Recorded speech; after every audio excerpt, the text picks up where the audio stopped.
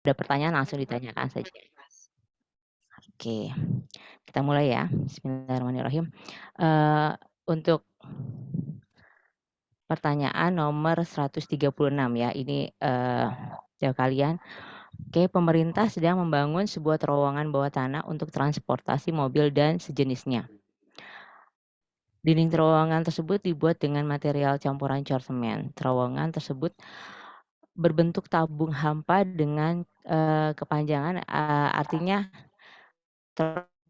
terowongan itu sepanjang 400 meter ya, dan berdiameter dalam 12,8 yang seperti ini diameternya.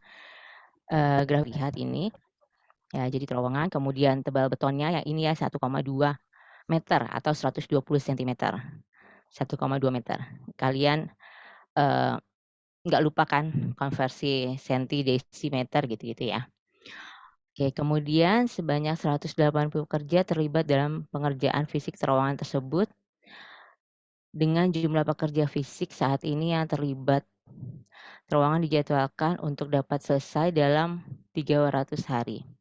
Tenaga fisik yang dimaksud adalah tenaga kerja yang terjun di lapangan atau tenaga lapangan di luar tenaga perencanaan. Artinya pekerjanya adalah pekerja yang ada di lapangan gitu ya. Dengan 180 pekerja dapat menyelesaikan dalam waktu 300 hari. Oke, kemudian pertanyaan nomor 136, untuk menyelesaikan pekerjaan dinding terowongan tersebut, jumlah material cor semen yang dibutuhkan adalah, apa yang kalian bayangkan untuk pertanyaan nomor 136? Berarti ketebalan dari anggap kalau misalkan kita bayangkan terowongan itu kita dirikan, berarti kan dia tabung ya. Kemudian banyaknya material cor semen itu adalah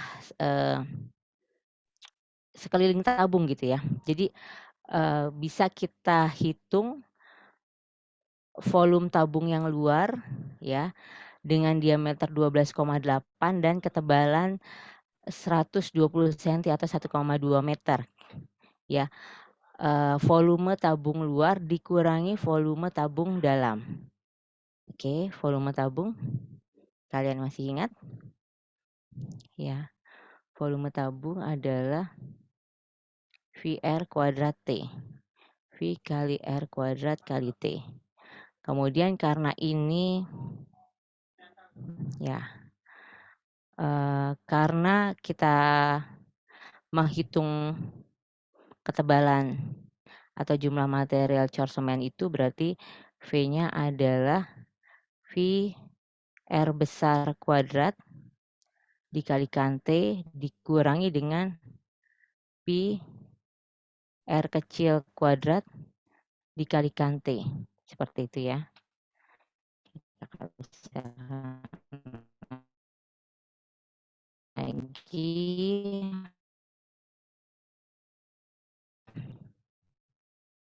Nah, T-nya ini adalah ketinggian tabung atau panjang dari terowongan. Sama ya, dan Pi-nya juga sama, Mas. Maka bisa kita faktorkan V kali 400 ya, panjang dari terowongan. Kemudian jari-jari besar dikuadratkan, dikurangi jari-jari kecil dikuadratkan, seperti itu. Jari-jarinya adalah 12 diameternya. Jari-jari kecilnya adalah 12,8 meter dibagi 2 sama dengan 6,4. Kemudian jari-jari besarnya adalah 6,4 ditambah dengan 1,2 yang ketebalan dari betonnya itu, yaitu 7,6. Oke. Kemudian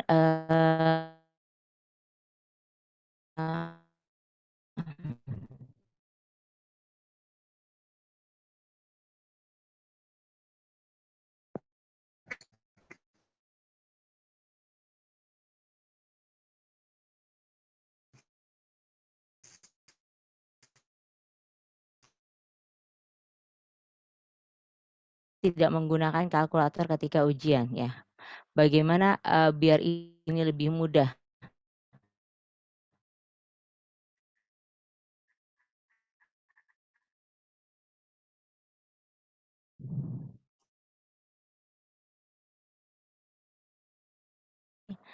A plus B dikalikan dengan A min B. Ini akan lebih mudah gitu ya. Jadi 400 pi, kemudian kita kalikan dengan 7,6 ditambah 6,4 dikali dengan 7,6 dikurang 6,4. Oke, jadi 400 pi 7,6 ditambah 6,4, 13, 14 ya, jadinya 14 dikalikan dengan tadi 1,2. Nah, ini akan lebih gampang. Jadi bisa kita kalikan ke sini ya. 400 atau 40 pi dikali 14 dikali 12 gitu ya. Jadi yang 01 buat yang koma. Jadi 14 kali 12 dulu. Jadi perkalian ini akan lebih simpel gitu ya. 28 ditambah 14 di sini, perkalian ke bawah jangan dilupain. Kemudian dikali 4, 164 dikali 4, 168 dikali 4. Oke, jadinya 23, 24, 27, 26 gitu ya. Ya, jadi Kakak juga tetap menggunakan perkalian ke bawah karena kalau ketika ujian kan kita tidak menggunakan kalkulator ya. Ini karena 40 jadi tambah 0, jadi 6.720 pi. Itu jawabannya. 6.720 pi berarti yang B. Oke, sampai sini bagaimana? Yang ditanya adalah jumlah cor semen ini. Jadi dari ketebalan ini, ingat kita bayangkan tabung, apa ya? Ya memang terowongan itu ya, jadi tebal terowongan ini. Jadi volume tabung besar atau jari yang radiusnya lebih besar dikurangi dengan volume tabung yang radiusnya lebih kecil. Seperti itu. Bisa ya, tidak ada pertanyaan. Kalau ada bentuk seperti ini, kalau Kakak rasa akan lebih susah kalau kita 7,6 kali 7,6 gitu ya, karena kita tidak menggunakan kalkulator kan. Dikurang 6,4 kali 6,4, maka akan lebih mudah kalau kita menggunakan faktorisasi ini. Karena ini akan menjadi bulat 7,6 tambah 6,4, 14, kalau 7,6 dikurangi 6,4 yang tadi, ketebalan beton itu 1,2 meter. Seperti itu. Oke ya, bisa ya? Oke. Tidak ada pertanyaan. Nomor selanjutnya. Oke, boleh. Ada yang mau ditanyakan? Kak, depannya itu Ya. terowongannya bukan full lingkaran. Oh, jadi memang terowongannya ini seperti ini. Tapi kalau misalkan kita membangun apa ya, terowongan itu dia akan sampai sini awalnya. Jadi dari cerita ini, nah ini dari sini nih. Sebentar mana ya. Terowongan tersebut berbentuk tabung hampa dengan kepanjangan 400 meter dan berdiameter 12,8. Jadi tetap dicornya sampai bawah gitu ya. Tetap bentuknya seperti tabung gitu. Kemudian nanti kalau misalkan dibuat jalan baru di atasnya kita kasih coran semen lagi gitu ya untuk membuat jalan. Seperti itu. Awalnya tetap tabung. Jadi dia akan sebentar, dia akan sampai sini gitu ya. Tetap bentuknya tabung hampa ya gitu, dengan dalamnya kosong. Oke, ada pertanyaan lagi? Nanti mungkin akan terlihat kalau di soal nomor 138 gitu ya. Nanti ketinggian ini berapa, nah ini baru kita tambahkan lagi coran semen lagi gitu ya. Seperti itu. Bisa ya? Oke ya. Lanjut ya. Nomor 137. Apabila pekerjaan ingin diselesaikan 60 hari lebih awal dari yang dijadwalkan, maka jumlah tambahan tenaga lapangan yang dibutuhkan. Yang kita tahu ada 180 pekerja dari soal ya. Dan selesai dalam waktu 300 hari. Nah, berapa pekerja, anggaplah X pekerja gitu ya, untuk menyelesaikan hati-hati 60 hari lebih awal, berarti 300 dikurang 60. Ya jangan 60-nya ya, 300 kurang 60, berarti dia selesai dalam waktu 240 hari. Ingat, pelajaran SMP ini adalah perbandingan terbalik, ya, perbandingan berbalik nilai. Perbandingan berbalik nilai yang lebih gampang dikerjakan, memang, ada yang membandingkan terus dikali silang gitu, tapi Kakak kalau mengerjakan seperti itu lebih sering salahnya karena, apa ini yang ditukar gitu ya. Jadi, Kakak punya tips yang lebih gampang dikali yang diketahui, kemudian dibagi dengan yang ditanyakan, gitu. Kalau untuk perbandingan berbalik nilai ya. Dikali yang diketahui, jadi X sama dengan 180 dikali 300 dibagi dengan 240 yang ditanyakan gitu ya, yang ini kan 240-nya, seperti itu. Jadi kalau ada soal yang berbalik nilai, ingat ketika kita pengerjaan harus lebih cepat, maka pekerjaannya harus lebih jadi waktunya lebih sedikit, pekerjaannya lebih banyak gitu kan, berbalik nilai ya.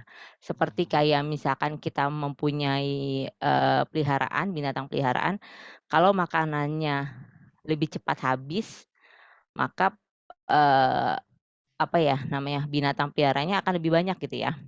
Itu kan berbalik nilai, seperti itu. Nah, pengerjaan yang lebih, mudah atau yang pasti tidak salah kalau misalkan pakai perbandingan. Kalau untuk perbandingan senilai, memang lebih enak, pakai perbandingan kayak misalkan kita punya bensin berapa untuk kita menempuh jarak berapa, semakin banyak bensinnya, semakin jauh jarak yang kita tempuh, itu kan jadi senilai. Nah itu enak pakai perbandingan. Tapi kalau yang berbalik nilai lebih gampang kita kalikan yang diketahui kemudian dibagi dengan yang ditanyakan, ya oke ya. Ini kita bagi 60. 64 dibagi 65, kemudian ini dibagi 4, jadi 45 kali 5, maka harus ada 225 pekerja. Hati-hati, kadang ada juga pilihannya 225, tapi hati-hati dengan pertanyaannya yang ditanyakan adalah tambahan tenaga. Kalau, untuk soal ini masih aman, karena di sini pilihannya tidak ada 225. Tapi kalau ada, hati-hati baca lagi, kalau mau jawab baca lagi pertanyaannya, oh yang ditanya tambahannya, berarti 225 dikurangi dengan 180. Jawabannya adalah 45 pekerja tambahan, yang B. Bisa ya, cukup jelas sampai sini untuk pertanyaan nomor 137? Bisa lanjut ya.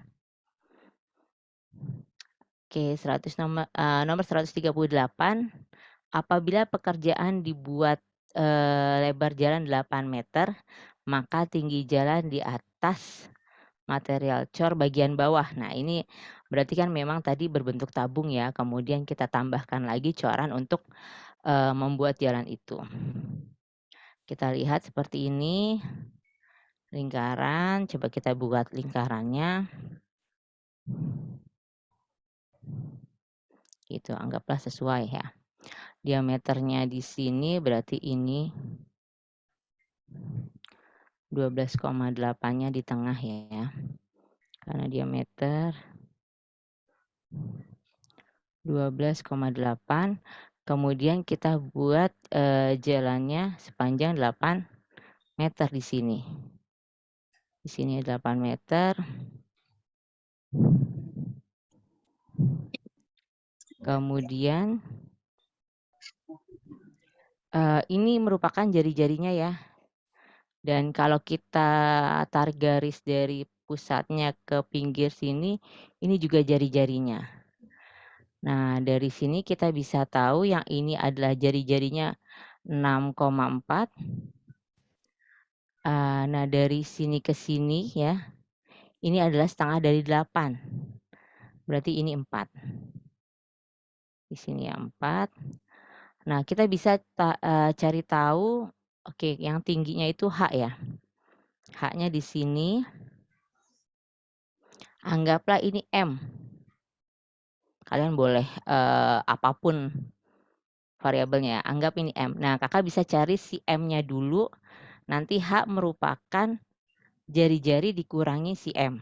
Ya, mencari M pakai Pitagoras ya. M sama dengan akar dari 6,4 kuadrat dikurangi 4 kuadrat. Nah kalau ini sepertinya akan lebih gampang kalau 6,4 kuadrat. 6,4 kuadrat 40,96 dikurangi 16 sama dengan akar dari 24,96. Akar dari 24,96. Nah, ini dibulatkan saja menjadi akar 25, jadi 5 meter. Gitu. Maka si H adalah, ini kan juga merupakan jari-jarinya ya, dari tengah ke sisi lingkaran berarti jari-jarinya, maka H adalah jari-jarinya 6,4 dikurangi 5 meter. Jadi 1,4 meter tinggi. Bahasan Theo kan? Satu. Nggak bilang Ramadannya bilang sama ceng. Tinggi jalan sampai ke bawah cor yang terowongan itu, gitu. Jadi 1,4. Oke, bisa ya. Jadi kita mencari M-nya dulu, yang ini. Mencari M ini siku-siku, maka jari-jari kuadrat dikurangi setengah dari lebar jalan, 4 meter. Pitagoras dapetin 6,4-nya itu jari-jarinya. Ya, kan dari tengah ke pinggir sini jari-jari, dari tengah ke pinggir sini jari-jari, mau dari tengah ke pinggir manapun kan jari-jari ya. Jadi 12,8 dibagi 2. Karena 12,8 kan diameternya. Oke. Bisa ya? Seperti itu. Izin Oke. bertanya yang akar Boleh? 2, masih belum paham.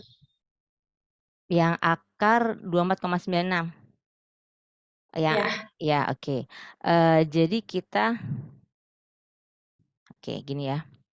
Jadi ini diameternya 12,8, kemudian kita mau bikin yang garis kedua ini yang bawah itu jalannya sepanjang 8 meter ya.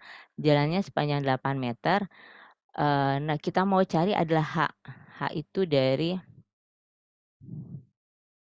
itu dari jalan ke sisi bawah terowongan yang tadi dicor itu ya, gitu. Jalan ketinggian dari jalan ke sisi bawah terowongan. Oke, nah maka tinggi ini berapa gitu ya. Nah ini yang akan ditambahkan semen untuk jalan, seperti itu. Kemudian bagaimana kita bisa mencari H gitu. Nah kita bisa mencari kalau diameter artinya di tengah-tengah lingkaran itu kan ya. Diameter di tengah-tengah lingkaran dan 8 meter itu ada di bawahnya seperti ini ya. Ya diameternya sebenarnya mungkin ini juga kurang ke atas ya gambar diameternya, harusnya mungkin gambar diameternya seperti ini, justru yang 8 meter adalah jalannya nih. Ya. Ya ini, karena di sini diketahui diameternya 12,8 ya. Ya lebih tepatnya sih gambarnya di tengah-tengah ini nih diameternya, justru yang 8 meter adalah jalannya di sini. Seperti itu. Nah, kemudian bagaimana kita mengetahui H gitu? Oh, kita bisa cari tahu dari diameter ke apa ya, ke jalanan itu tingginya berapa. Anggaplah misalkan diameternya di sini. Diameternya sini. Nah, diameter ke jalan ini jaraknya berapa gitu ya, atau ketinggiannya berapa nih. Nah, ini bisa kita cari dari kalau kita titik pusat ke sisi lingkaran yang atau ujung jalan ya, apa sisi Di pinggir jalan ini kan berarti dari tengah ke sisi lingkaran, berarti itu jari-jari juga. Jari-jarinya 6,4. Kemudian kita bisa tahu ini adalah setengahnya. Setengahnya dari panjang jalannya, lebar jalannya adalah 4. Ya, nah maka bisa kita cari, Kakak tandain dengan M. Kita bisa mencari M dari Pitagoras. Jadi 6,4 kuadrat dikurangi 4 kuadratnya ini. Dapatlah nilai si M. Memang ini tidak bulat tapi, kita bulatkan saja nggak apa-apa gitu ya. Awalnya Kakak coba pakai yang rumus yang ini, mana ya tadi ya? Rumus yang ini ya, apa, memfaktor ini, tapi akan lebih susah sih gitu ya. Jadi lebih enak 6,4 kita kuadratkan jadinya 40,96 kan nggak terlalu ribet ya komanya, kemudian dikurangi 16. Iya, 8 itu di ini, apabila pekerjaan dibuat lebar jalan 8 meter ya, dari soal, gitu. Nah, hasilnya adalah akar dari 24,96 kita bulatkan menjadi akar dari 25 aja. Jadi akarnya adalah 5 meter. Nah, maka ketinggian H ini bisa kita tahu dari pusat ke pinggir lingkaran lagi kan jari-jari lagi, yaitu 6,4. 6,4 dikurangi 5, ya M-nya kan 5. Seperti itu, oke. Jelas ya? Ada Kak, pertanyaan? Oke, sama-sama. Ada pertanyaan lagi? Tidak ya? Nah, ini masih cerita yang sama. Jika pekerjaan pembuatan terowongan telah selesai dan bisa dilewati kendaraan dalam 2 arah masing-masing 1 lajur kendaraan. Apabila rata-rata panjang kendaraan 6 meter dan jarak antar kendaraan 2 meter, maka banyak kendaraan maksimum yang dapat dilewati terowongan. Hampir sama kayak yang kita bahas beberapa waktu lalu ya kan. Ada mobil dengan rata-rata panjangnya, berapa, 6 meter gitu ya, dan jarak antar mobilnya 2 meter, berarti kita ambil aja, total semuanya itu 8 meter. Tadi, terowongan sepanjang 400 meter, 400 meter dibagi dengan 8 meter, sama dengan 50 kendaraan, ya. Tapi ini 1 lajur kendaraan. Nah, ini kan ada 2 arah ya, dilewati 2 arah, berarti 50 kali 2, sama dengan 100 kendaraan. Ya, mudah ya? Oke. Saya lanjut ya. Jadi, kalaupun misalkan tapi ini sih pas ya, 400 dibagi 8, jadi di ujung jalan masih ada sisa 2 meter jaraknya gitu ya, dan nggak mungkin kita hitung lagi, atau misalkan kalau masuk setengah kendaraan pun, ya pasti kalau kita sambungkan dengan yang depan gitu kita, bulatkan, dan misalkan koma kita bulatkan ke bawah ya, karena kan kendaraan, orang gitu kan nggak koma-koma ya gitu, harus bulat. Kita bulatkan ke bawah jangan ke atas kalau bisa. Oke, karena 2 arah, masing-masingnya 1 lajur, berarti 2 kali 50, ini cuma 1 lajurnya, dikalikan 2 jadi 100 kendaraan. Oke, bisa ya? Soal selanjutnya, suatu pekarangan berbentuk persegi panjang, berukuran 15 kali 25 meter. Seperti ini, anggaplah sini 15. Ya pasti yang lebih pendek 15 ya. Ini 15, ini 25. Seperti itu. Kemudian selain dipagari pada tepian, pekarangan tersebut dibuat, dinding 1/4 lingkaran berjari-jari 12. Jadi ini jari-jarinya 12. Di sini 12, berarti sini masih sisa 3 meter ya. Seekor semut merayapi dinding tersebut dari titik E menuju titik F. Seekor cicak berada pada titik di antara F dan B berjarak 1 meter dari si F. Berarti sini cicaknya, ini 1 meter. Kemudian berarti ininya 12 ya, anggaplah P lah ya di sini. Atau C cicak. Gitu, di sini ada cicak. Ya, oh C udah ada, jangan ya.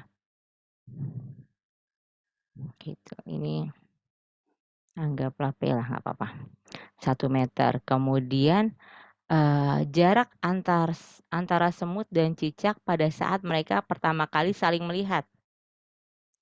Sebenarnya pertama kali Kakak baca soal ini agak ini ya, kapan pertama kali mereka melihat? Emang kita tahu juga gitu ya, tapi ya, jadi kita ambil garis yang menyinggung seperempat lingkaran EF, gitu. Kita tarik garis yang menyinggung seperempat lingkaran EF sampai ke P. 1 meternya di sini. Mana kita tahu cicak sama semut kapan melihat, gitu ya. Tapi, nah, anggap dari E ke F kapan si semut itu terlihat oleh cicak itu, ya ketika dia menyinggung lingkaran, seperempat lingkaran EF. Gitu, anggaplah di sini. Seperti itu. Ini satu aja deh. 1 meter, kemudian nah, dari A ke titik singgungnya, dia kan pasti, tegak lurus ya, hati-hati dengan kalau pusat lingkaran ke titik singgungnya itu pasti tegak lurus, seperti itu. Nah, kita tahu AP panjangnya 13, kemudian anggaplah ini O. A ke O juga jari-jari lingkaran kan, berarti dia 12. Maka bisa kita buat segitiga siku-siku dengan sisi ini A, ini P, ini O. A ke O-nya 12, A ke P-nya 13, maka jarak dari cicak ke semut pertama kali dilihat adalah Pitagoras akar dari 13 kuadrat dikurang 12 kuadrat. Kalau kalian hafal ini langsung 5 meter. Ya, 169 dikurangi 144 akar dari 25 yaitu 5 meter. Paham ya? Jadi oke, ada yang mau ditanyakan? Ya, jadi pertama kali ya jarak antara semut dan cicak saat pertama kali mereka saling melihat.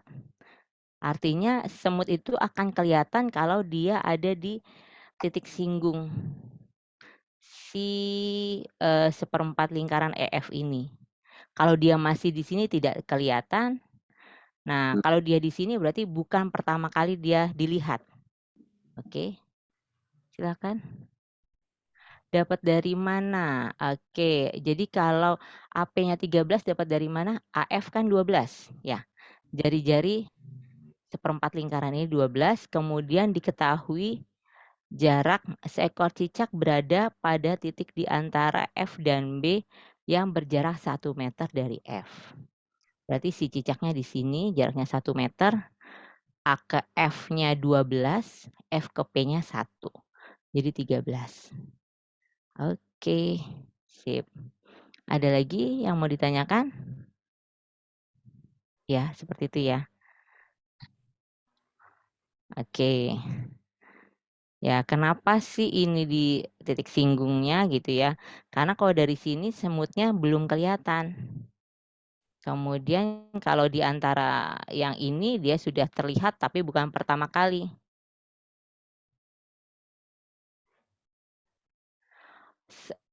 Oke, yang nomor 139 400 dari mana adalah panjang terowongan. Ya, panjang terowongannya 400, jadi mobilnya itu rata-rata 6 meter, jarak antar mobilnya itu 2 meter. Ya, jarak antar mobilnya 2 meter. Jadi kita anggap total, kemungkinan ini adalah 8 meter.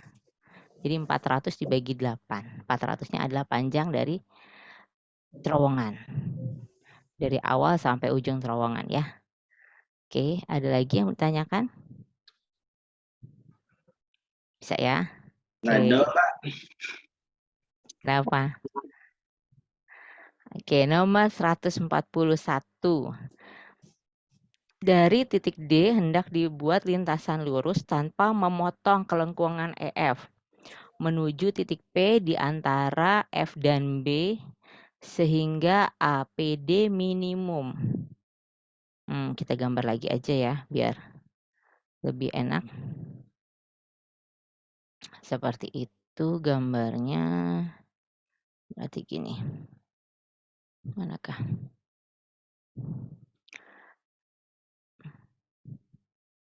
Ya kalau misalkan ada gambar usahakan kalian gambar jadi kalian bisa paham sendiri gitu ya. Ini A, B, C, D. Karena kan memang yang enak dicoret-coret. Kalau gambar kubus sih Kakak saranin misalkan apa ya? Kayak soalnya ini kayak ada berapa soal dengan cerita yang sama. Kalian bisa gambar kubus kalau dicoret-coretan ya, kalian bisa gambar kubus pakai pulpen, nanti kelengkapannya kalian pakai pensil gitu ya, nanti jadi bisa dihapus gitu. Tapi kalau lebih lama ngapusnya sih mendingan gambar lagi sih, bisa juga seperti itu. Oke, jadi ini 25, ini 15, kemudian akan dibuat oke ya, besar lagi. Dari titik D hendak dibuat lintasan lurus tanpa memotong kelengkungan EF. Ya, jadi D ke FB, tapi yang ditanya minimum. Tidak memotong, tapi kita bisa menyinggung nih si kelengkungan EF. Kita tidak memotong, tapi karena minimum kita menyinggung aja. Gitu, gimanakah ini gambarnya? Biar rapi.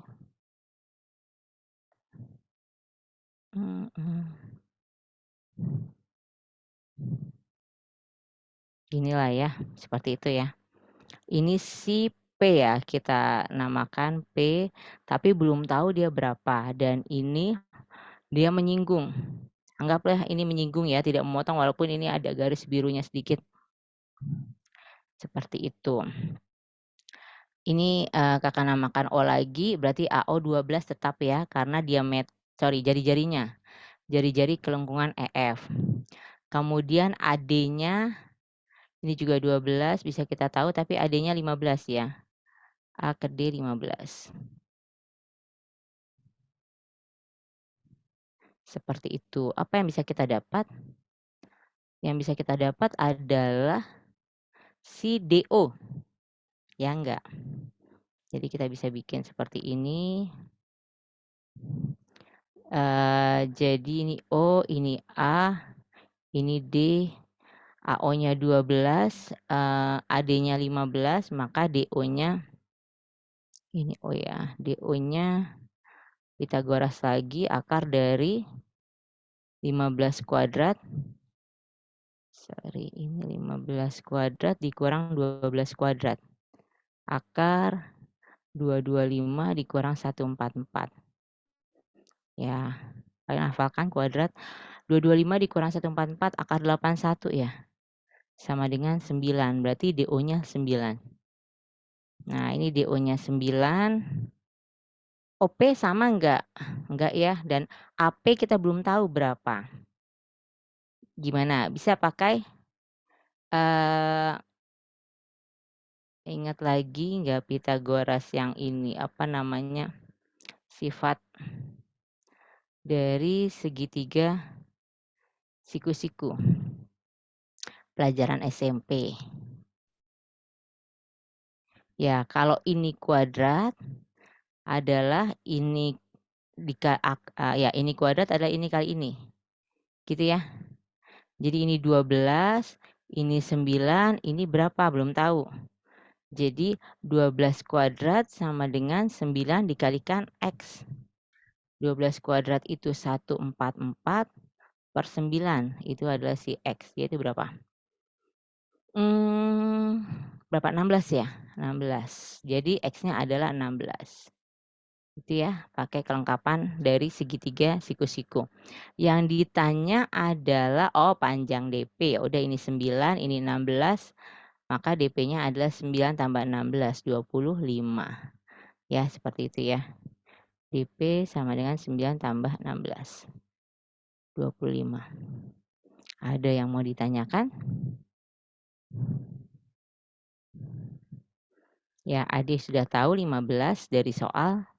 Kemudian AO 12 dari mana? Karena AO itu jari-jari. Sama seperti itu. Kalau ditanya maksimum tidak mungkin karena bisa aja ke sini, bisa aja ke sini gitu kan, akan banyak jawaban sih gitu ya. Kenapa yang ditanyanya minimum? Karena dia tidak memotong, tapi yang minimumnya adalah menyinggung kelengkungan ini. Kalau maksimum ya bisa ke AB. Ya, dan ya tidak mungkin sih karena, minimum ini menyinggung dan dia bisa kelengkapannya dari yang diketahui jari-jarinya, seperti itu.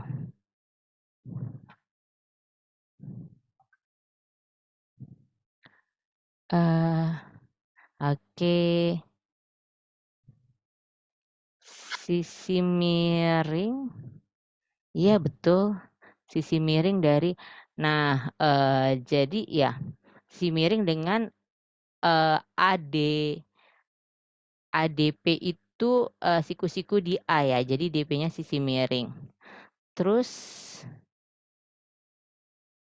oh iya, 13 ini beda beda hal lagi. Kalau yang ini kenapa tadi AP 13 karena diketahui nomor 140 itu berjarak 1 meter dari F. Jadi P-nya bisa ketahuan gitu ya, kalau nomor 140. Nah, sedangkan ini beda hal. Jadi kita tidak bisa pakai, soal yang sama karena di soal ini tidak kecuali kalimat ini ada di luar soal ya.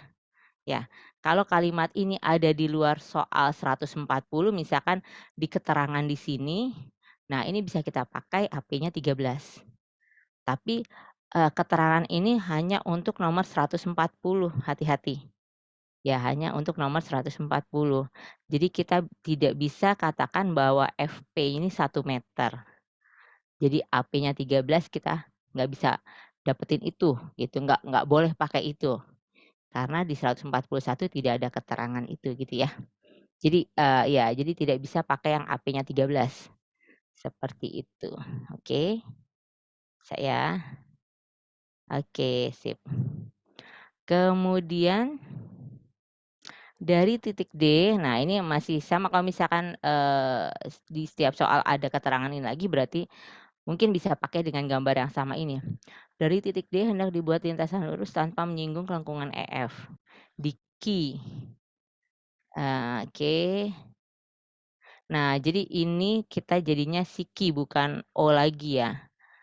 Karena menyinggung kelengkungan EF di Q. Berarti kita namakan ini si Q. Gitu. Ya dari titik D hendak dibuat lintasan lurus tanpa menyinggung kelengkungan EF di Q menuju P di antara F dan B. Perbandingan luas A, QD dan luas segitiga AQP. Nah, ini udah gampang karena kita udah tahu semua,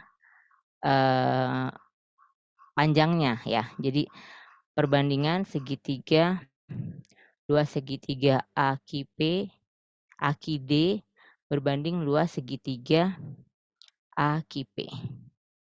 Ya, AQD berarti 12 kali 9 dibagi 2 berbanding luas AQP 12 kali 16 dibagi 2. Udah sama-sama 12, sama-sama 2 coret. Tinggal 9 banding 16. Ini udah tidak bisa disederhanakan lagi. Jadi jawabannya ini.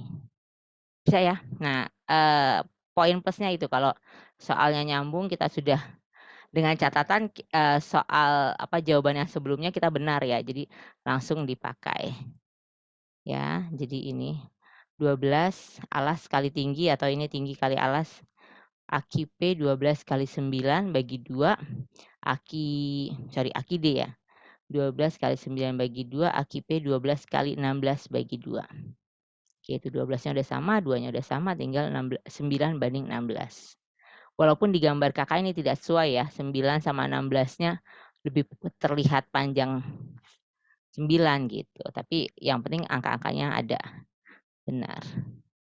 Oke, bisa ya, gampang ya, tidak ada yang Kak, mau izin ditanya? bertanya, Kak. Oke, silakan. Itu kan dari pertanyaannya dibilang dari titik D hendak dibuat lintasan lurus tanpa menyinggung lengkungan. Tapi kan kalau di gambar itu dia pas di lengkungan itu, Kak. Jadi itu jadinya gimana? Oh, tanpa menyinggung. Sepertinya tanpa memotong deh. Kalau tanpa menyinggung, iya, sepertinya ada yang salah ini ya, benar. Seharusnya tanpa memotong, kalau tanpa menyinggung terlalu luas. Iya ya, sepertinya ada kesalahan ini ya, tanpa memotong sebenarnya. Heeh. Oke, makasih ininya, koreksinya ya. Harusnya tanpa memotong, jadi menyinggung kelengkungan EF di Q. Kita nggak bisa menentukan si Q-nya di mana kalau dia tidak menyinggung.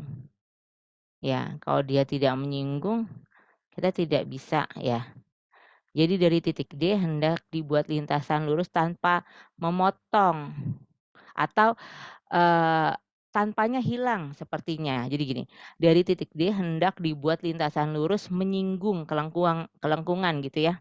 Jadi ya, oke, koreksi ya di sini ya. Jadi tanpanya harus hilang. Nah, kita tidak bisa menentukan titik Q kalau dia tidak menyinggung gitu ya. Ya, oke, ada lagi yang ditanyakan, benar. Kalau tidak menyinggung berarti akan dimanapun gitu ya, dan kita tidak bisa menentukan si titik Q. Oke, bisa ya diterima ya. Ya, ini oke. Kemudian apa ini? Oh ya, cerita yang baru ya. Waspada penyakit saat musim pancaroba. Musim pancaroba hadir setelah peralihan dari musim hujan ke musim kemarau. Pada musim pancaroba cuaca menjadi tidak menentu, seperti cerah, panas pagi hari dan menjadi berangin juga disertai hujan di sore hari. Kondisi ini rentan bagi kesehatan. Oke lah, kita tidak usah baca macam-macamnya, ini kita lihat saja diagram batangnya. Berdasarkan teks tersebut, manakah pernyataan berikut yang benar? Nah, kita lihat saja ke diagramnya.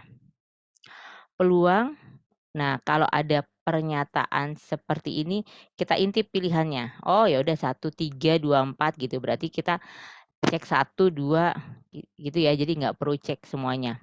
Kalau udah 1, 3 nggak perlu dicek. Kemudian ada soal yang misalkan nomor 1 kita susah menentukan kebenarannya nih, benar atau enggak ya. Udah kita jangan berfokus ke nomor 1, kita coba cek nomor 3-nya gitu. Kalau 3 benar berarti 1 benar, kalau 3 salah berarti 1 salah gitu ya. Jadi kalau misalnya 1 susah, ada soal yang kadang nomor 1-nya susah kita tentukan ya. Jadi kita langsung ke nomor 3 seperti itu. Kita intip dulu pilihannya, baru kita kerjain lagi nih. Peluang diperiksa dokter terserang penyakit diare di Desa Sukamaju. Penyakit diarenya Sukamajunya yang ini ya, kemudian diarenya yang warna biru berarti 15 per total penduduk di Sukamaju. 40 tambah 20, 60 berarti 15 per 60. Benar ya, 1/4. Berarti pernyataan pertama benar. 1 benar, 3 benar.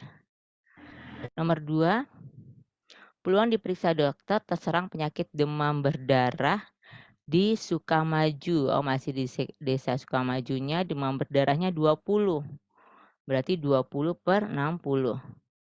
Totalnya masih 60 jadi 1/3. Benar juga. Oke, nomor 2 benar. 4, peluang diperiksa dokter terserang ISPA di Sukajaya. ISPA-nya 15, ya Desa Sukajaya ini 15 per 40 tambah 10, 50 ya. Jadi 15 per 50. Harusnya kalau bagi 5 3/10, 3/10. Nah, ini berarti yang nomor 4 salah. Jadi jawabannya 1, 2, dan 3 saja. Bisa diterima ya? Gampang ya? Peluang. Tapi ini sudah terlihat jelas dari diagram batangnya. Kemudian terdapat 5 warga di Sukamaju yang terkena penyakit demam berdarah sudah tidak tertolong. Artinya di desa Sukamaju yang penyakit demam berdarah sudah tidak tertolong, maka ini akan menjadi 15 gitu ya, berkurang 5. Seperti itu.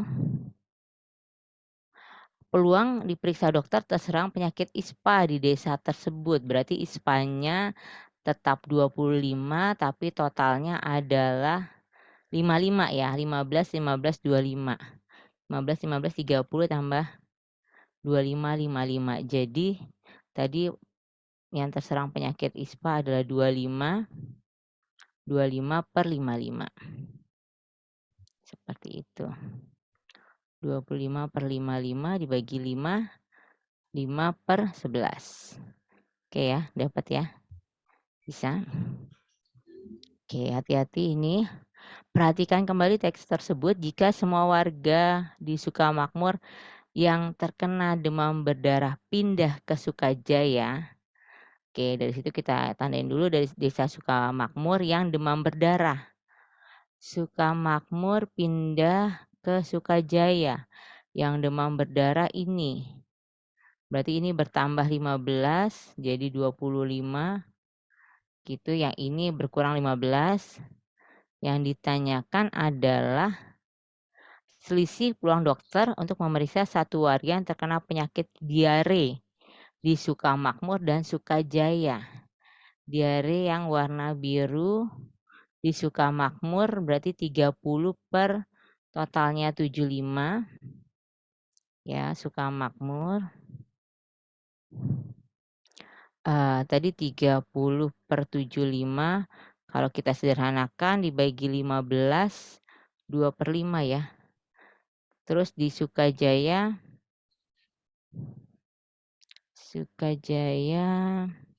SC aja. Penyakit diare Sukajaya. Penyakit diare yang biru berarti 25 per 65 ya. Ini kan totalnya jadi 65. 25, 25, 15. 25 per 65. Gitu ya. 25 per 65. Kalau kita bagi 5 jadi 5 per 13. Manakah yang lebih besar nih? 26. Oh, berarti tetap Sukamakmur yang lebih besar. Berarti selisihnya 2 per 5. Kenapa kakak nyari yang lebih besar dulu? Karena kita mau mengurangi kan. Kalau selisih berarti yang besar dikurangi yang kecil. Gitu. Minus 5 per 13. Kita samakan penyebutnya jadi 65. Kita kalikan. Kemudian ini kali silang. 2 kali 13. 26 dikurang 25. Jadi hasilnya 1 per 65. Yang A jawabannya. Oke. 75 dari total total warga di Sukamakmur. Ya, 75. Yang ditanya diare 30. 75-nya totalnya jadi 30 tambah 45. Kenapa cuma ini? Karena yang 15 sudah pindah. Ya, dari desa Sukamakmur ke desa Sukajaya. Entah pindahnya kenapa. Mungkin penanganan demam berdarah di desa Sukajaya lebih optimal gitu ya, bisa juga ya seperti itu. Jadi dia pindah. Bisa ya? Oke, jadi di desa Sukamakmur yang diare 30 dari totalnya 75. Kakak bagi 15 sederhanakan jadi 2 per 5. Kemudian di desa Sukajaya itu yang diare Sukajaya, diare 25. Kemudian totalnya ini yang demam berdarah bertambah 15 ya. Jadi 10 tambah 15, 25. 25 tambah 25, 50 tambah 15, 65. Jadi 25 per 65. Kita sederhanakan bagi 5, jadi 5 per 13. Oke. Bisa ya? Nggak ada pertanyaan lagi. Kemudian ditanya selisihnya. Jadi kita cek dulu mana yang lebih besar antara 2/5 dengan 5/13. Cara ngeceknya gimana? Kali silang aja. Ya 2/5 sama 5/13. Kali silang sini 26, sini 25. 26 sama 25 itu ceknya gitu. Berarti yang 2/5 akan lebih besar dari 5/13. Dari situ baru kita bisa cari selisihnya. Oke ya, bisa. Kemudian sudah clear, tidak ada yang ditanyakan. Oke, nomor 146. Dalam suatu seminar tentang pendidikan selepas SMA, peserta yang hadir adalah siswa SMA. Separuhnya adalah kelas 12. Oke, kita identifikasi dulu biar enak kelanjutan. Nah, ini juga bersambung ceritanya pertanyaannya sampai beberapa nomor. Nah, kalau sudah kita clearkan di satu nomor, ke bawahnya akan lebih mudah gitu ya. Oke, ada yang mau ditanyakan? Tidak ada? Oke. Jadi separuhnya berarti 50% ya. 50%-nya adalah kelas 12. Berarti kita bisa bilang kelas 12-nya adalah 0,5 setengahnya. Kemudian 60% dari sisanya kelas 11. Jadi 60% dikali sisanya kan tadi setengah juga ya. 60% dari setengah kan berarti 30%. 30% bisa kita tulis adalah 0,3. Yang ini kelas 12, yang ini kelas 11. Gitu. Ya, ini gini aja deh. Ya. Oke ya, gitu ya. Kemudian siswa laki-laki kelas 10, siswa perempuan kelas 10, dan siswa perempuan kelas 11 yang masing-masing sama banyak. Yang hadir masing-masing sama banyak. Jadi 0,5-nya 12, 0,3-nya kelas 11, berarti sisanya kelas 10. Biar jadi 1 ini 0,2. Ya, 0,2 kelas 10. Kemudian apa ya? Perempuan dan laki-lakinya sama. Dikali ya.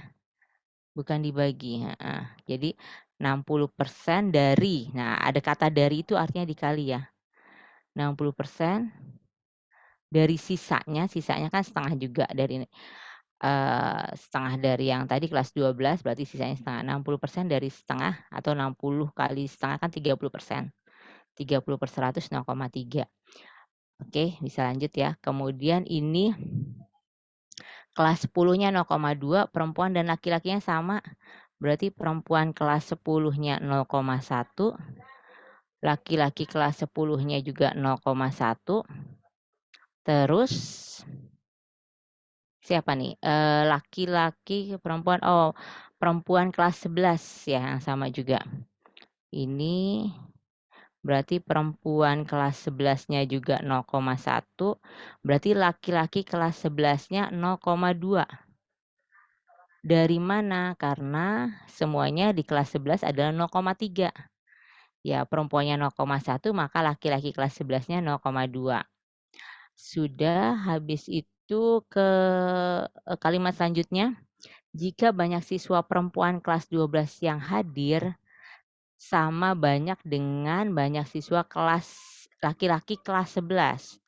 Berarti perempuan kelas 12 sama 0,2 dengan sama dengan laki-laki kelas 11. Kemudian laki-laki kelas 12-nya 0,5 dikurang 0,2 berarti 0,3. Nah, sudah clear semua tuh. Nanti kita bisa apa yang mau ditanyain baru kita lihat lagi data yang sudah kita penuhi itu gitu ya. Kemudian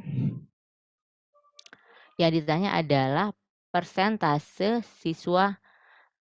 wanita yang hadir. Ya udah kita jumlahin aja semuanya. Yang wanita 0,2, 0,1, 0,1. Ya, jadi persentase wanita adalah 0,2 ditambah 0,1 ditambah 0,1 sama dengan 0,4. 0,4 sama dengan 40%. Gitu ya untuk siswa wanitanya yang hadir. Jawabannya adalah A. Oke ya. Bisa. Ya. Persentase peserta wanita yang hadir. Perempuannya atau wanitanya 0,2, 0,1, 0,1. Jadi 0,4 atau 40%. Perempuan kelas 11. Kenapa 0,1? Karena dia sama dengan dari yang ini ceritanya. Siswa kelas laki-laki kelas 10, perempuan kelas 10, dan perempuan kelas 11 yang hadir masing-masing sama banyak. Ya, kelas 10-nya 0,2, perempuan dan laki-laki yang sama berarti 0,1, 0,1. Kemudian perempuan kelas 11-nya sama, berarti perempuannya 0,1. Baru 0,2-nya si laki-lakinya kenapa? Karena dari kelas 11 0,3. Perempuannya 0,1, maka laki-lakinya 0,2. Seperti itu ya. Ya, jadi perempuan kelas 11 0,1 karena harus sama dengan perempuan dan laki-laki kelas 10. Oke, ada lagi yang mau ditanyakan? Bisa ya, lanjut ya. Oke, hati-hati dengan ya jadi setiap kalimat kita ini ke model matematiknya ya. Jadi kita lebih gampang ngelihatnya. Oke, seperti itu. Kemudian nomor 147. Oke, banyaknya. Jadi manakah pernyataan yang benar? Gitu. Kalau manakah pernyataan yang benar adalah kita lihat pilihannya seperti ini, maka kita cek satu-satu. Perbandingan banyak siswa kelas 12, 11, dan 10 yang berjenis kelamin perempuan. Nah, udah dari data kita bisa lihat ya pernyataan 1 yang berjenis kelamin perempuan kelas 12 berarti perempuan 12 banding perempuan kelas 11 banding perempuan kelas 10. Berarti 0,2 banding perempuan ya. Kemudian berbanding 0,1 berbanding 0,1 atau 2 banding 1 banding 1. Pernyataan pertama benar. Ya, pernyataan pertama benar. Pernyataan kedua, perbandingan banyaknya siswa kelas 12, 11, dan 10 yang berjenis kelamin laki-laki. Berarti laki-laki kelas 12 banding laki-laki kelas 11 berbanding laki-laki kelas 10. Laki-laki kelas 12 0,3 berbanding laki-laki kelas 11 0,2 berbanding 0,1 atau sama dengan 3 banding 2 banding 1. 2 benar. 1 benar, 2 benar, 1 benar, 3 benar, 2 benar. Oke, nggak usah dicek. Nomor 3. Sekarang cek nomor 4. Banyak siswa laki-laki kelas 11 yang hadir. Banyak siswa laki-laki kelas 11. Laki-laki kelas 11 0,2 atau 20% ya. Yang keempat. Benar ya, siswa laki-laki kelas 11. Laki-laki kelas 11 adalah 0,2. Sama dengan 2 bukan 30%. Maka yang keempat salah. Jadi 1, 2, 3. Seperti itu. Dari beberapa soal memang lebih banyak jawabannya yang 1, 2, 3, tapi tidak menjamin sih ya. Gitu ya. Kita lihat polanya, tapi ya enggak, inilah harus kita cek juga semuanya. Oke, nomor 147 ada yang mau ditanyakan?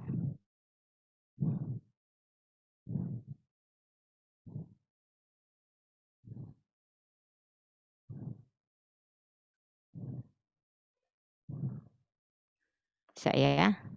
Kita lanjut ke berikutnya. Nomor 148. Sama ceritanya, yang ditanya adalah jika 50% siswa kelas 10 dan 11 meninggalkan acara sebelum selesai, ya, maka persentase siswa laki-laki kelas 12 yang hadir sampai selesai. Ya, 50% dari siswa kelas 10 dan 11 yang hadir. Berarti totalnya menjadi 75% ya, bukan 100% lagi gitu kan. Kemudian kita persentase untuk laki-laki kelas 12-nya bisa sama gitu ya. Persentase laki-laki kelas 12-nya kita sama 0,3, tapi persentase totalnya bukan 100% lagi, tapi 75%. Karena kan kelas 10 dan 11-nya tadi 50% berkurang setengahnya gitu ya. Awalnya tadi kan 50% kelas 12, kemudian berarti 50%-nya lagi kelas 11 dan 10 gitu. Nah, ini sudah berkurang 50% dari 50. Atau setengahnya dari 50, berarti sudah menjadi 25%. Kelas 10 dan 11 gitu. Nah, maka persentase siswa laki-lakinya kita lihat. Persentase siswa laki-laki kelas 12 adalah 0,3. Berarti peluang atau persentase siswa laki-laki kelas 12 yang hadir sampai selesai 0,3 per 0,75 atau 75% gitu aja ya. 0,3 per 0,75 atau 30 maunya nggak apa. Intinya persentase ya. 30 per 75 kita sederhanakan bagi 15, 2 per 5 kali 100. Gitu ya. 25 kali 100. 2 per 5 kali 100 ini 20, berarti 40%-nya. Seperti itu. Ya, jadi awalnya 30%. Kemudian yang kelas 10 dan 11-nya sudah berkurang setengahnya, maka menjadi 40%. Jadi jangan 2 kali lipatnya ya, belum tentu juga gitu ya. Jadi 0,3 atau 30% per total semuanya tinggal 75%. Berarti 0,3 per 0,75. Kita kalikan 100, 30 per 75, kita bagi 15 ya. Disederhanakan, baru dikalikan 100%. Itu lebih gampang. Oke, ada yang ditanyakan sampai di sini?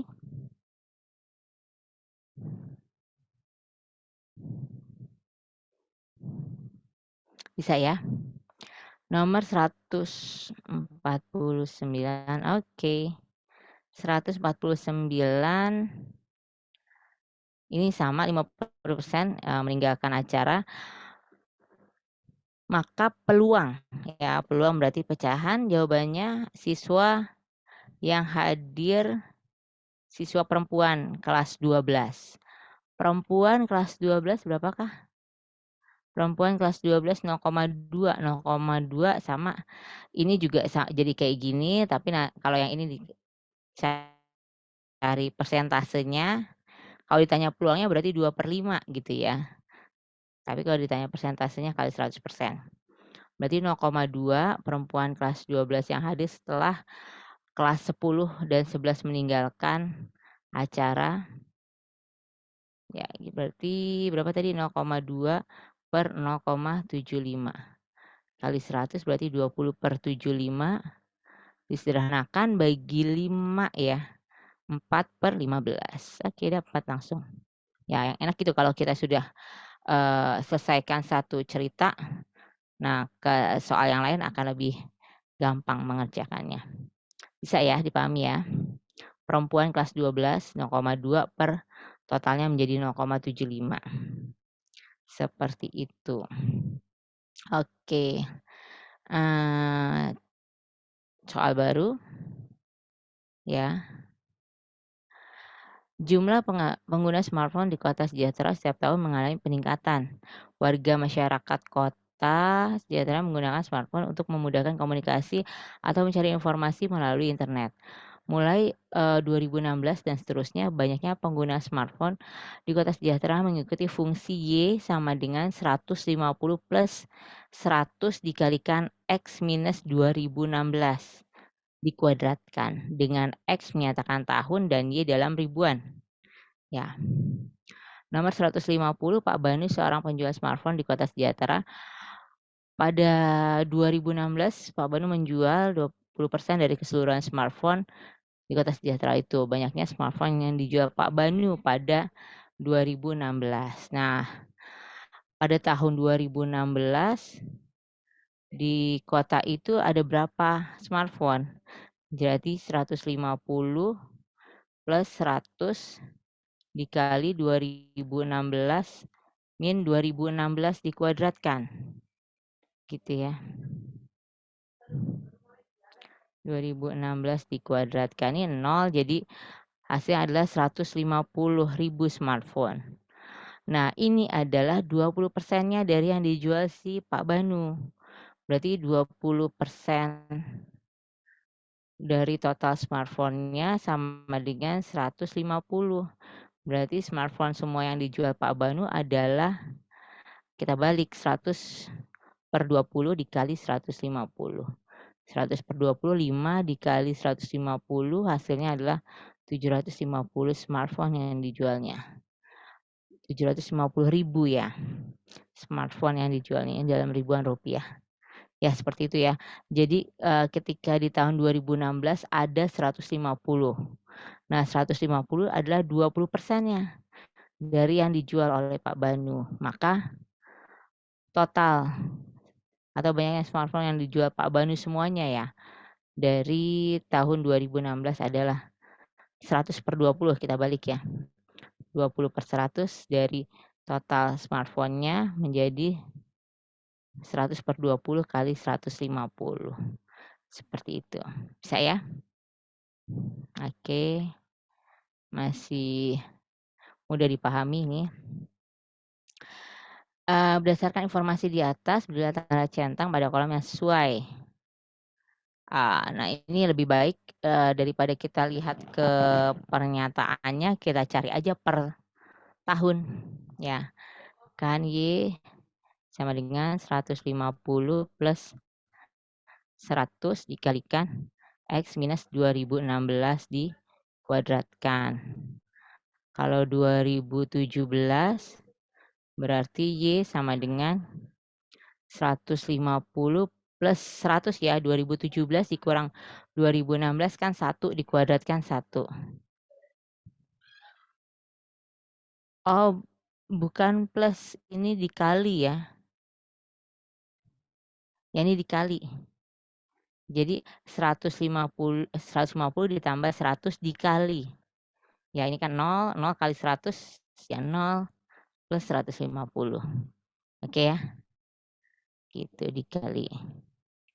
Ya ini juga dikali, jadi 2017 dikurang 2016 1 dikuadratkan 1 juga, berarti ini plus 100. Jadi 250 dalam ribuan, berarti 250.000. Berarti centang yang 1 karena 250.000 di 2017. Kalau 2018 berarti kan Y sama dengan 150 plus 100 dikali 16, 2 dikuadratkan 4. Jadi 150 plus 400 sama dengan 550.000. 550.000 yang ketiga, centang angka 2 kalau dia di 2018, berarti yang itu. Kemudian 2019 3 ya, berarti Y sama dengan 150 plus 100 dikali 9 atau 3 kuadrat. Berapa ini? Jadi 1.050.000 ya. 1.050.000 di 2019 centang angka 3 berarti di sini. Kemudian 2020 bisa semua ya ini.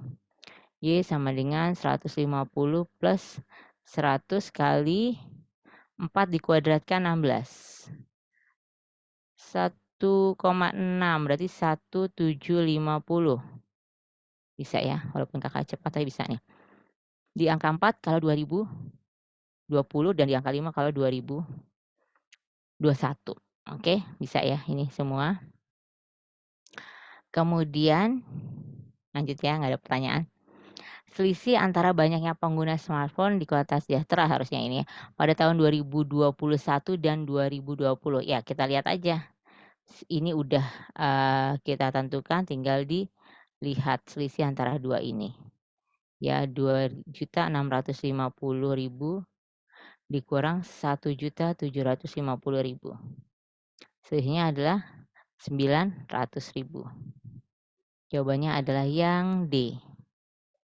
Oke, bisa ya. Lanjut, masih gampang.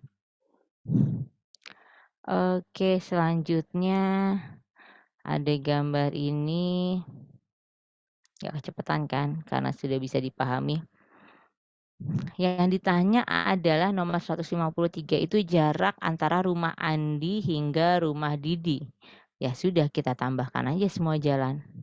Ya, jadi 40 tambah 200. Kita lihat ya ininya ya.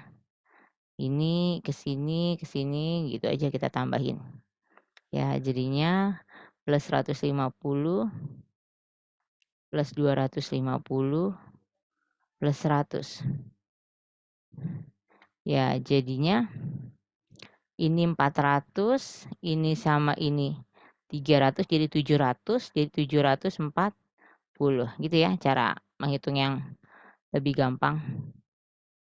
Kita deketin angka-angka yang enak. Tapi kalau kalian biasa ini mah cepetlah, gampang hitungan penjumlahan. Bisa ya, jarak dari rumah Andi dan rumah Didi hingga rumah Didi kita tambahkan saja. Seperti itu. Untuk selanjutnya 154. Ya, ini kita berarti lihat posisi rumah Benu terhadap jalan Gedong Kuning. Rumah Benu di manakah? Rumah Benu terhadap jalan Gedong Kuning. Ini Gedong Kuning.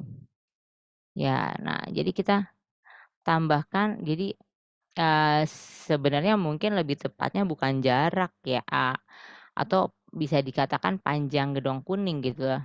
Kalau jarak rumah Benu ke jalan Gedong Kuning ya sebenarnya 0, bisa di sini udah jalan Gedong Kuning bisa 0 gitu ya. Sebenarnya panjang jalan Gedong Kuning yang ditanyakan sebenarnya gitu. Hati-hati dengan kalimatnya, tapi kalau pilihannya kalau pernyataannya seperti itu bisa kita simpulkan bahwa yang ditanyakan adalah keseluruhan jalan Gedong Kuning ini. Gitu. Berarti yang ini 150 plus berapakah ini? Kalian bisa diingat bahwa gini ya. Kalau Pythagoras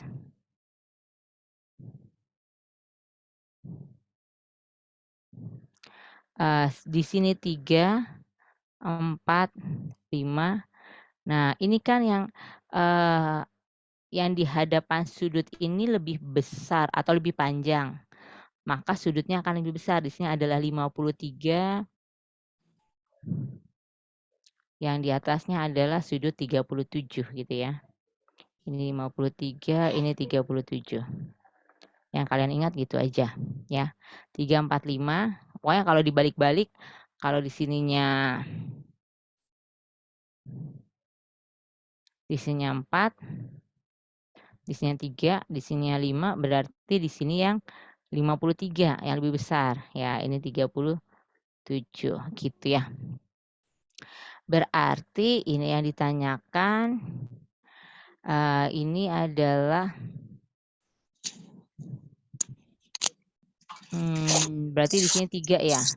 Jadi 3/5 dikali ini 3/4 ya. Jadi 3/5 dikali 250. Hasilnya adalah 150 meter. Berarti totalnya adalah dari Rumah Benu dan Jalan Gedong Kuning adalah 300 meter. Pernyataan yang benar adalah yang kedua. Yang pertama salah. Oke ya. Kemudian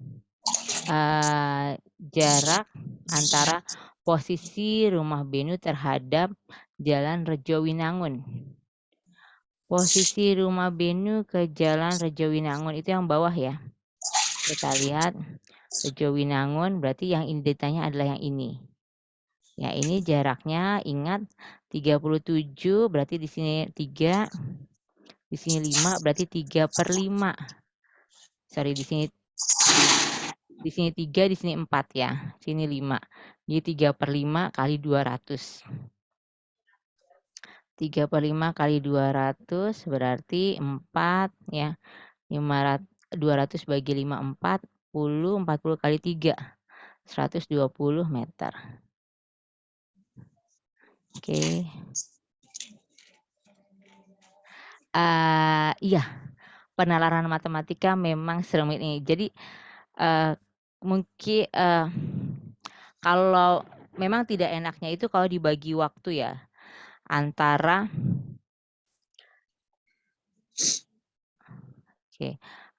kalau dibagi waktunya per bidang pelajaran gitu.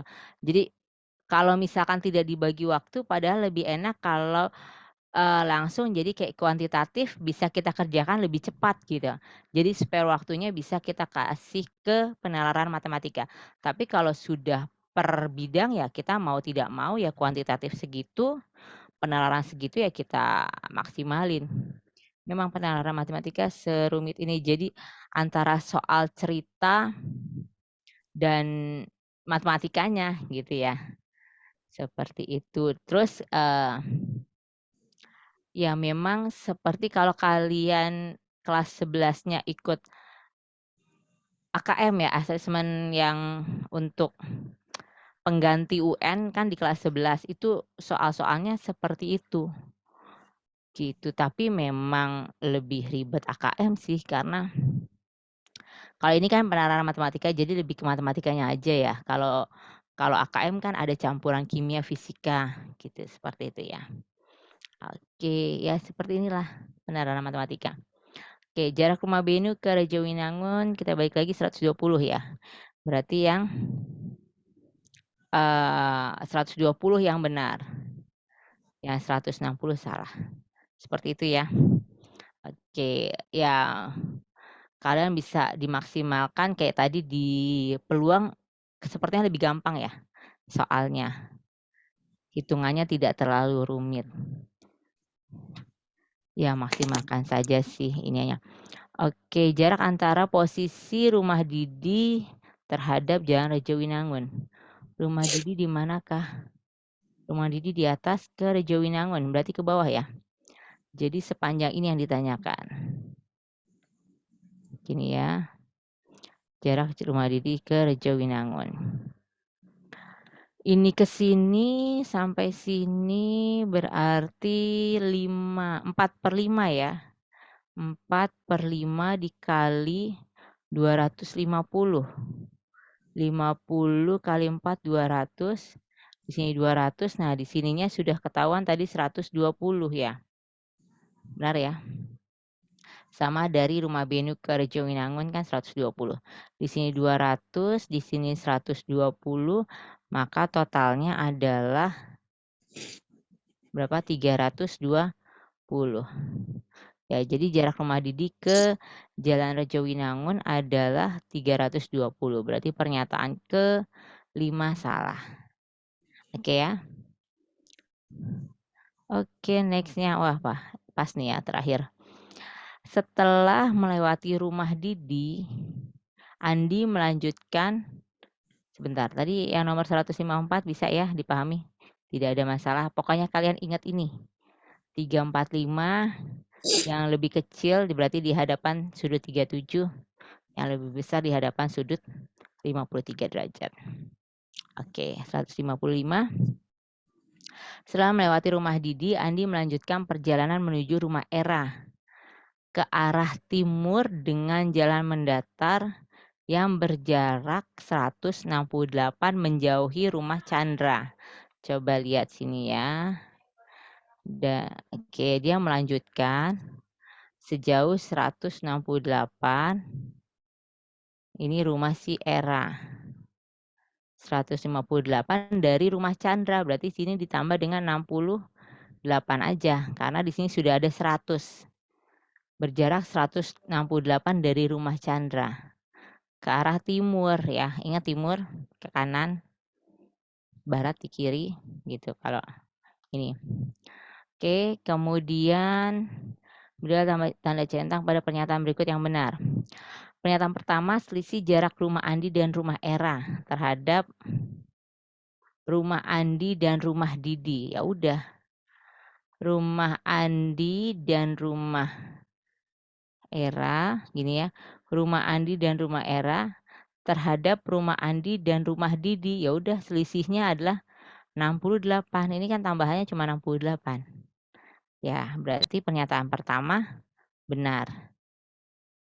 Oke ya. Bisa ya. Kemudian sudut antara jarak rumah Andi dan rumah Era terhadap Jalan Rejowinangun. Nah, jarak rumah Andi dan rumah Era sudah kita bisa tentukan. Nah, kita dapat tadi jarak rumah Andi dan rumah Didi itu di nomor 153 adalah 740 ditambah 68. Ya, seperti ini ya. Jadi pernyataan kedua.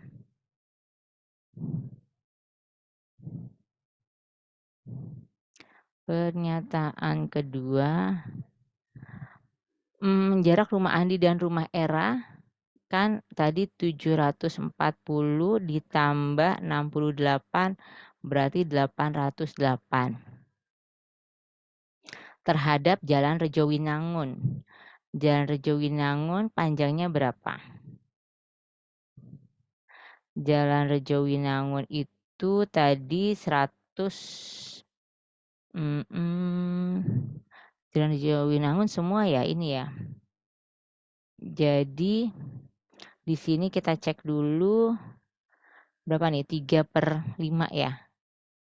4/5 ya. 4/5.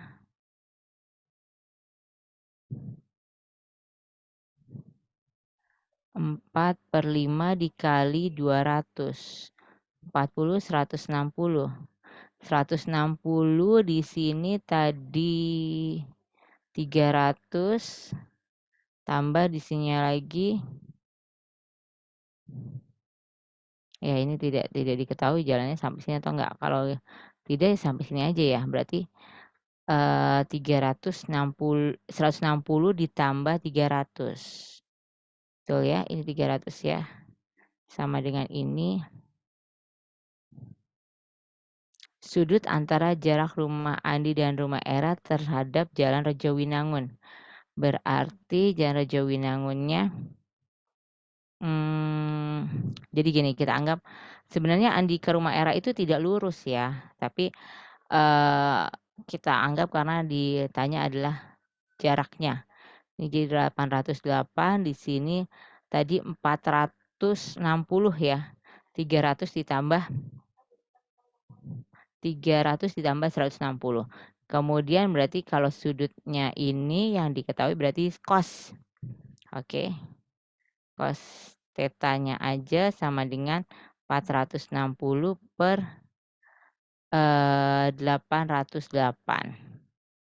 Sedangkan kalau kos 53, kita gambar sini kos 53, di sini 5, di sini 4, di sini 3, ya.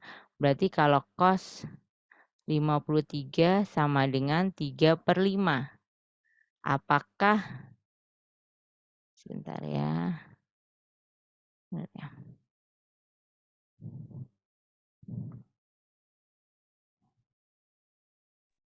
Iya betul memang, nggak cukup semenit ngerjain ini. Ya kos 53, 3/5. Kalau kos yang theta ini 460/808. Apakah dia sama dengan 3/5? Enggak kan ya? Ya walaupun kita tidak bisa memastikan ini, tapi sudah terlihat dia tidak sama ini dan ini. Ya, tidak sama. Gitu ya. Berarti pernyataan kedua salah.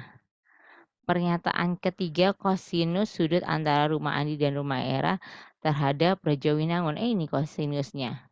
Apakah dia sama dengan 5/13? Nah ini sudah kita dapat angkanya 460/808. Apakah sama dengan 5/13? Kalau misalkan dibagi 50 saja ya untuk, penyederhanaannya, dibagi 50 9/16 ya. Mendekati lah ya 9/16. Nah ini tidak sama dengan 5/13. Maka pernyataan ketiga juga salah. Nggak apa-apa, walaupun tidak pasti tapi kita ada pendekatan ya, pembulatan, itu nggak apa-apa gitu ya. Kemudian jarak antara rumah Andi terhadap rumah Era sejauh 808. Bener ya yang ini ya. Pernyataan keempat. Pertama, jarak antara rumah Andi dan rumah Didi 740 tambah ke rumah Eranya 68, jadi 808. Maka pernyataan yang keempat benar. Kemudian yang selanjutnya, sinus sudut antara jarak rumah Andi dan rumah Era terhadap jalan Gedong Kuning. Oke, rumah Andi dan rumah Era 808, Gedong Kuningnya berapakah? Nah, Gedong Kuning ini sebenarnya memang tidak, ya soal ini ada kejanggalan ya karena jarak rumah Andi dan rumah Era ya udah kita hitung totalnya. Kemudian jalan Gedong Kuning kan di sebelah sini sebenarnya, tapi nggak apa-apa. Kita ambil aja jarak total Andi dan rumah Era, kemudian jarak Gedong Kuning. Kalau Gedong Kuning adalah 150, kemudian ini 150. Oh cukup sampai sini ya, 150 dan 150 karena ini sudah dianggap tidak ada jalan di sini. Gitu. Jadi 150 dan 150.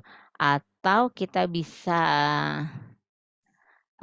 karena ditanya sinus ya, sinus berarti terhadap yang di depannya ini, yang di depannya adalah 200.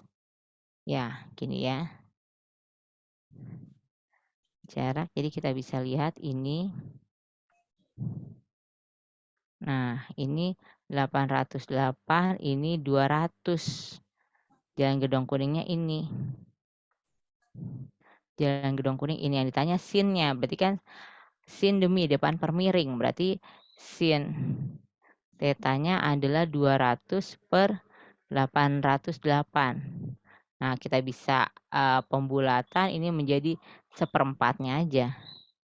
Gitu, 1/4. Sedangkan sinus sudut antara jarak rumah Andi dan rumah Era terhadap jalan Gedong Kuning adalah 5/13, salah ya.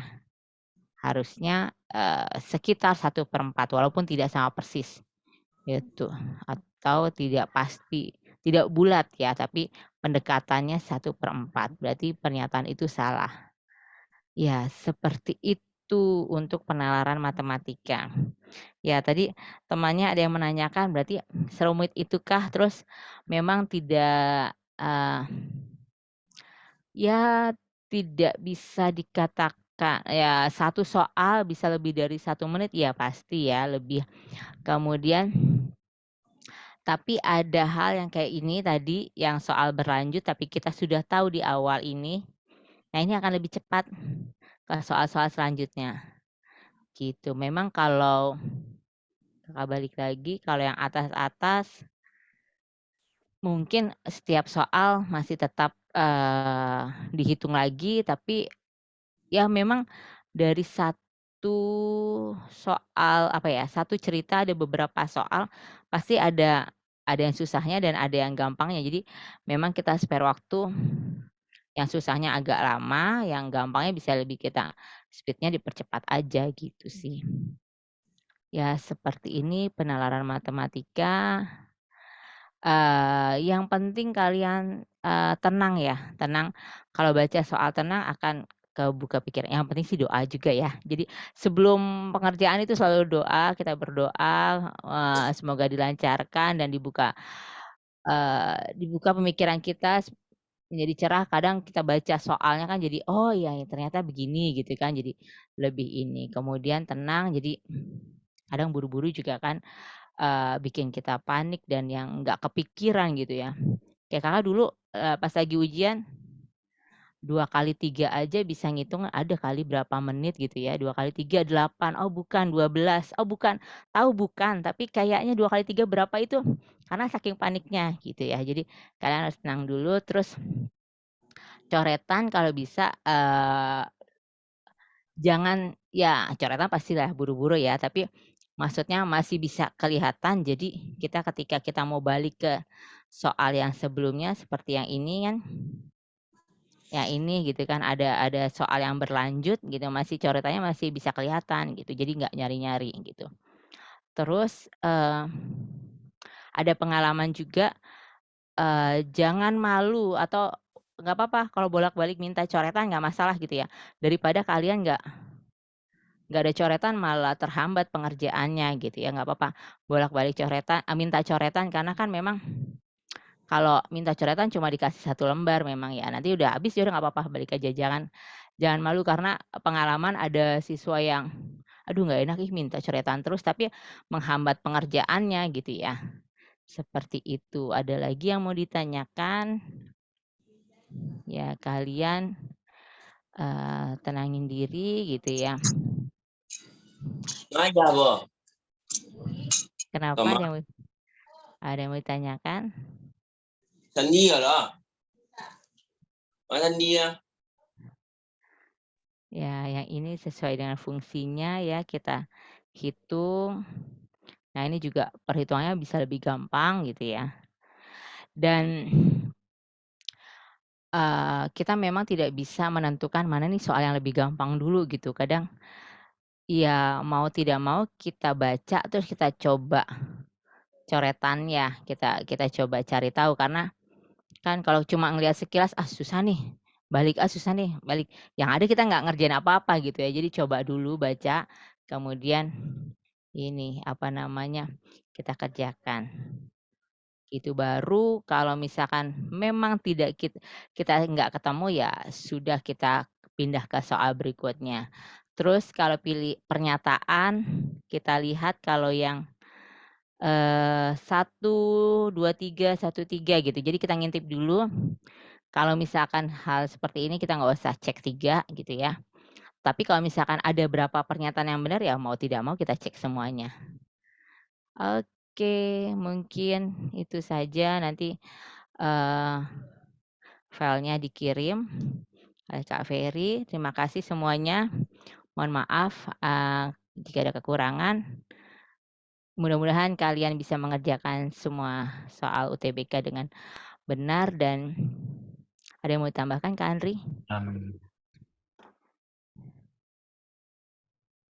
Tidak Kak, lanjut. Oke, ya.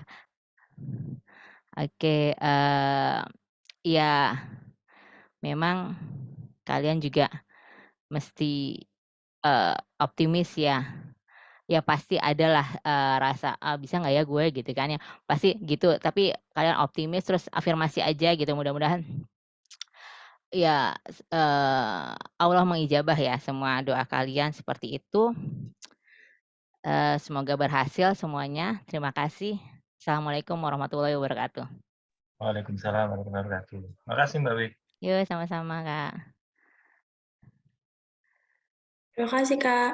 Yuk, sama-sama. Good luck Terima ya kasih, Kak. semuanya. Terima kasih Kakak. Yuk, semangat. Kasih kakak.